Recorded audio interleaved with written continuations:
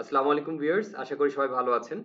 আজকে আমার ফেসবুক পেজে আমি একটা ওয়াচ লিস্ট শেয়ার করেছি এবং আপনারা অনেকেই সেই স্ক্রিপ্টগুলো সম্পর্কে জানতে চেয়েছেন, এবং আমি কথা দিয়েছিলাম একটা ভিডিওর মাধ্যমে আপনাদেরকে অ্যানালাইসিসটি শেয়ার করব। তো ভিডিও নিয়ে হাজির হয়ে গেলাম ভিউয়ার্স। প্রথম যে স্ক্রিপ্টটি ছিল সেটা হচ্ছে ডিএসএসএল। তো আমরা ডিএসএসএল এর এখানে উইকলি চার্টটা আপনারা দেখতে পাচ্ছেন। আমরা এখানে দেখতে পাচ্ছি ভলিউম খুবই ভালো ছিল, এবং আমরা যদি খেয়াল করি আমরা আহ, আমরা ইম্পালস এবং কারেক্টিভ ওয়েভ গুলো দেখতে পাচ্ছি পরিষ্কারভাবে, এবং আমরা কিন্তু এখন খেয়াল করছি প্রাইস কিন্তু 11.50-এ রয়েছে। আর আমরা যদি আরএসআই টা খেয়াল করি, আরএসআই এখন 61-এ চলছে। আমরা জানি যে আরএসআই যখন 60 ক্রস করে তখন কিন্তু মোমেন্টামটা আমরা খুবই ভালো পাই। এবং আমরা যদি খেয়াল করি এই যে এখানে যখন এটা ইয়াতে ছিল, কারেকশন ফেজে ছিল, তখন আমরা দেখতে পাচ্ছি ভলিউম কিন্তু একদম এখানে ড্রাই হয়ে গিয়েছিল। তারপরে আমরা কিন্তু খেয়াল করছি ভলিউম আবার যখন এটা প্রাইস যখন বাড়া শুরু করেছে ভলিউমটা কিন্তু আমরা ভালো পাচ্ছি। এবং আজকের যে মানে এই উইকের যে ক্যান্ডেলটা এখন পর্যন্ত হয়েছে 11.50 আমরা দেখতে পাচ্ছি। তো আমাদের প্রায়র যে একটা রেজিস্ট্যান্স আছে, আমরা সেখানে আমি এখানে একটা লাইন দিয়ে রেখেছি 1170, সেটার কাছাকাছি অবস্থান করছে। তো এবং এর পরবর্তী যে একটা বাধা আমরা দেখতে পাচ্ছি সেটা হচ্ছে 1340। আমরা টেকনিক্যালি এটা কতটুকু যেতে পারে আমরা যদি খেয়াল করি যে এই লেভেলটা যদি ব্রিজ করে, আপনারা দেখতে পাচ্ছেন আমি এখানে একটা জোন ক্রিয়েট করে দিয়েছি, এবং যদি সে 1350-এর উপর যদি ক্লোজ করতে পারে একদম, আমরা কিন্তু 15-র কাছাকাছি আমরা একটা লেভেল পাচ্ছি। তো আমরা সেক্ষেত্রে আমি যেটা বলি যে সেফ থাকার জন্য আমরা কিছুটা নিচে আমরা আমাদের টার্গেটটাকে চিন্তা করতে পারি। তো সেক্ষেত্রে আমরা যেটা বললাম যে ভিউয়ার্স, আমি যদি এক কথায় বলি 11.50-এ যারা এন্ট্রি নিচ্ছেন তারা হয়তো 13.30 একটা টার্গেট হতে পারে, সম্ভাব্য টার্গেট 13.30 অথবা 13.20 হতে পারে। এরপর যদি সেটা ব্রিজ করে যায়, এই লেভেলটা ব্রিজ করে যায়, তাহলে এই জোনের ভেতরে যদি এখানে একটা ক্লোজ করতে পারে ভলিউমের কনফার্মেশন সবকিছু মিলিয়ে যদি থাকে, সেক্ষেত্রে কিন্তু আমরা 14, 70, 80 পর্যন্ত এরপরে নেক্সট একটা আমরা একদম ট্রেডিং মেন্টালিটিতে বলছি ভিউয়ার্স। একটু ডেইলি যদি দেখার চেষ্টা করি,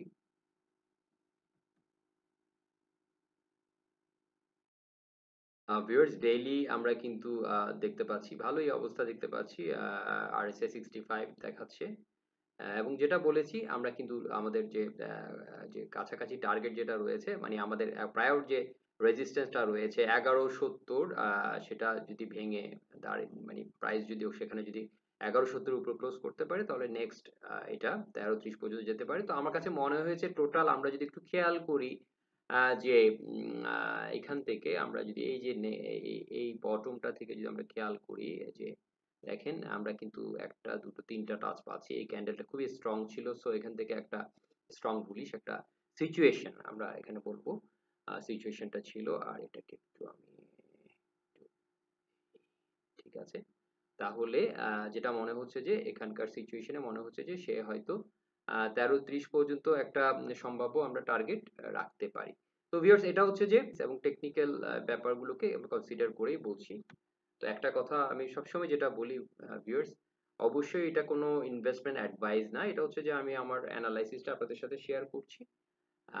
তো অবশ্যই আপনারা জানাবেন আপনাদের যদি কোনো এটার সম্পর্কে যদি আপনাদের নিজস্ব কোনো মতামত থাকে, এবং যদি আপনার কাছে মনে হয় যে না কিছু অ্যাড করা যায়, অ্যানালাইসিসটাকে আরো একটু সমৃদ্ধ করা যায়, তাহলে ভিউয়ার্স আমরা সবাই উপকৃত হব। এবং আমরা দেখতে পাচ্ছি একটা কিন্তু চ্যানেল অ্যাসেন্ডিং চ্যানেলের ভেতরেও রয়েছে।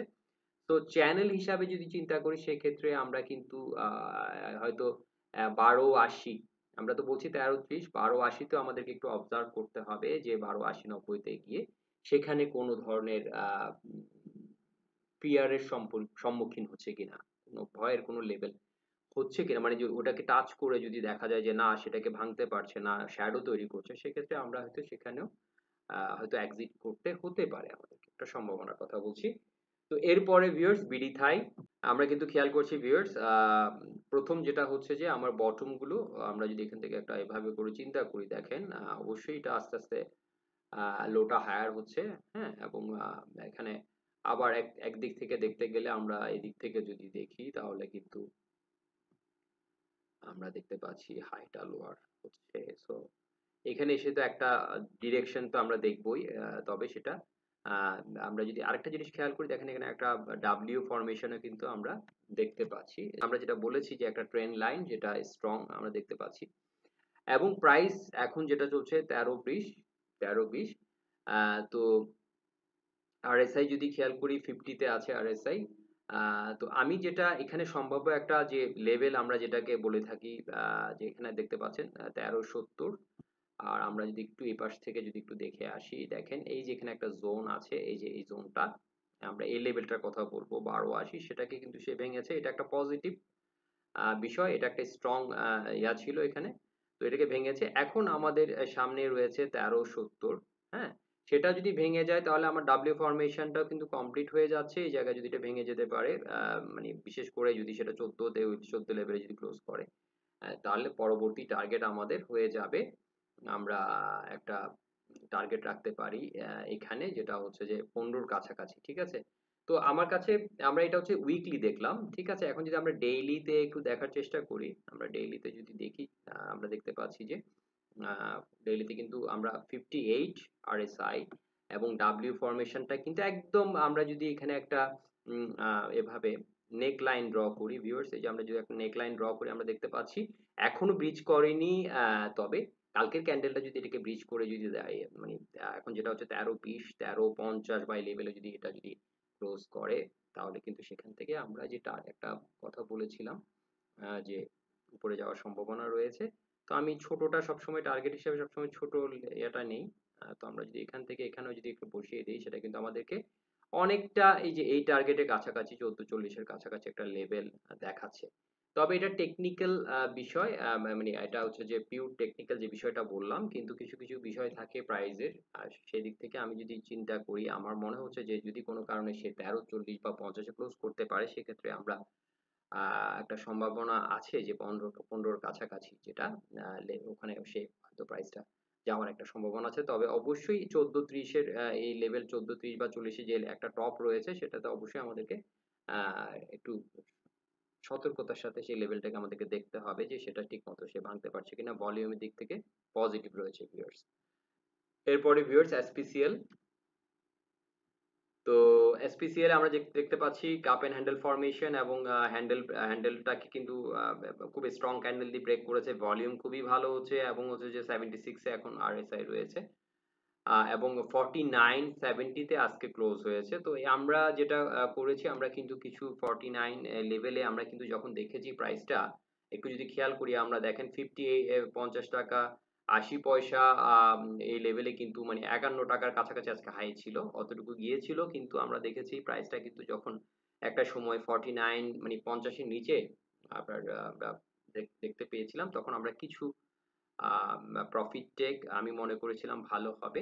তো এখন আমাদের যেটা হচ্ছে যে আমরা যদি 50-র উপর সে যদি ক্লোজ করে যেতে পারে, যদি 51 52-র কাছাকাছি যদি একটা ক্লোজ হয়, সেই ক্ষেত্রে আমরা কিন্তু যেহেতু এটা একটা টার্গেট আছে, আমরা দেখতে পাচ্ছি 59 বা 60-র কাছাকাছি, এই নেক্সট লেভেল পর্যন্ত আমরা হয়তো তখন সেটাকে আমরা একটা টার্গেট, সম্ভাব্য একটা টার্গেট রাখতে পারি। তবে যেটা বলেছি অবশ্যই 50-র লেভেলটাকে তো অবশ্যই ভাঙতে হবে। এরপরে ভিউয়ার্স রয়েছে ওয়াইপিএল, ইয়াকিন পলিমার, এটা জেড গ্রুপে রয়েছে, কিন্তু আমি এটাকে রেখেছি বিশেষ করে, আমি উইকলি দেখছিলাম।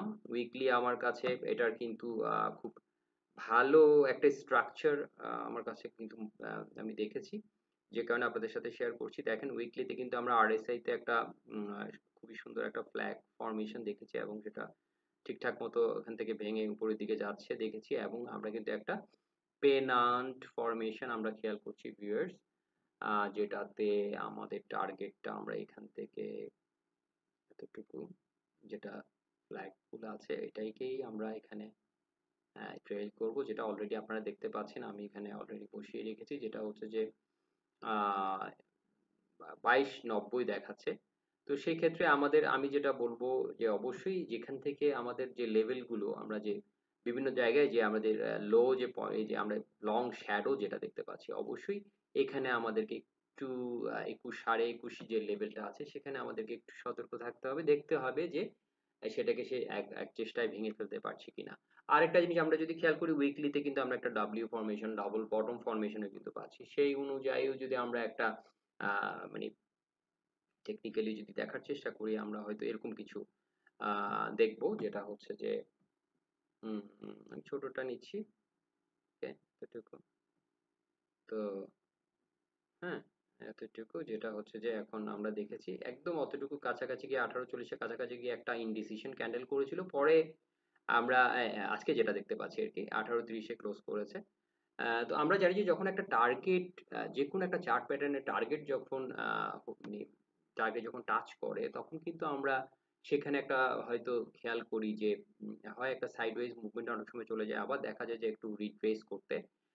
তো এটা হতেই পারে। তো যাই হোক আমরা দেখেছি প্রথম ডাব্লিউ ফরমেশনে যে টার্গেটটা ছিল সেটা কিন্তু হয়ে গেছে। এখন আমরা যে পেনান্ট ফরমেশনে যে ইয়াটা রয়েছে আমরা সেটাকে অবশ্যই এখন ওয়াচে রাখতে পারি। তাহলে আমরা ফরমেশন পাচ্ছি এখানে, এখানে আমরা ফ্ল্যাগ পাচ্ছি উইকলিতে আরএসআই, দেন হচ্ছে যে এখানে ডাবল বটমও রয়েছে। আমরা যদি একটু বড় করে দেখি এখানেও কিন্তু আমরা ডাব্লিউ ফরমেশন পাচ্ছি এবং একটা যেটাকে পেনান্ট বলেছি খুব স্ট্রং একটা কন্টিনিউশন ফরমেশন, সে অনুযায়ী 2290 বাট 2150-এ আমরা একটা যেহেতু আগের একটা শ্যাডো রয়েছে এটাকে অবশ্যই আমাদেরকে একটু ভালোভাবে এই জায়গায় অবজার্ভ করতে হবে।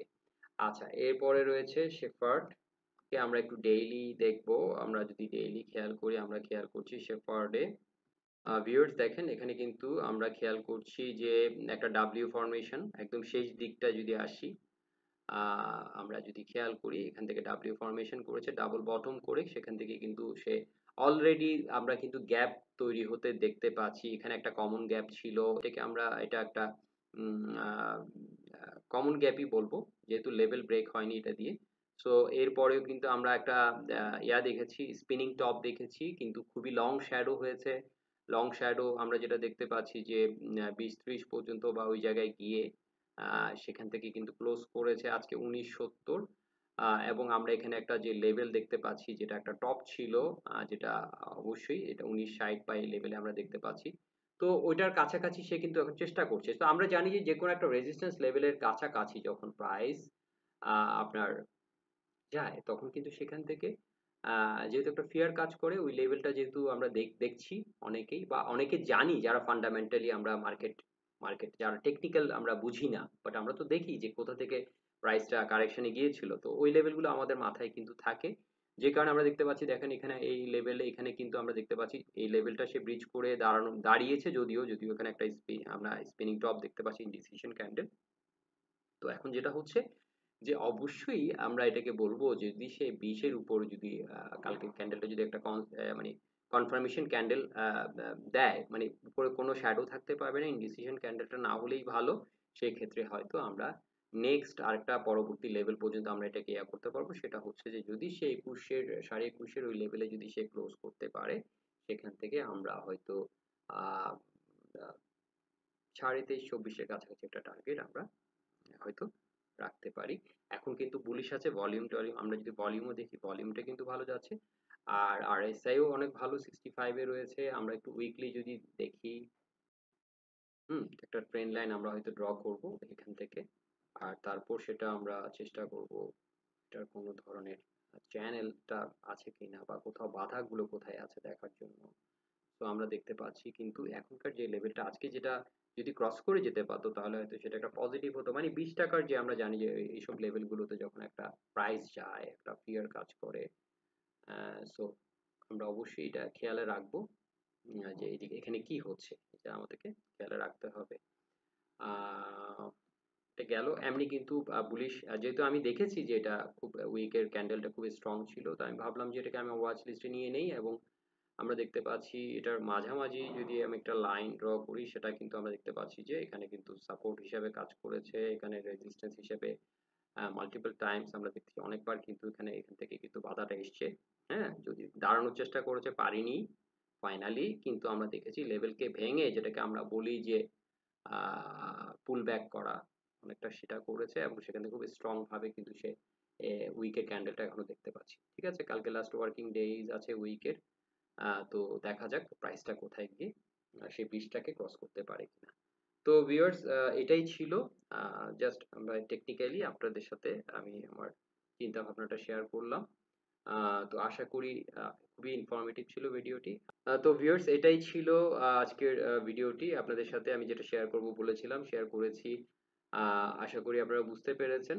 তারপরেও যদি কোনো অস্পষ্টতা থেকে থাকে আমার বলাতে বা আপনারা বুঝতে যদি কারো কোনো সমস্যা হয়, প্লিজ আপনারা কমেন্টসে জানাবেন।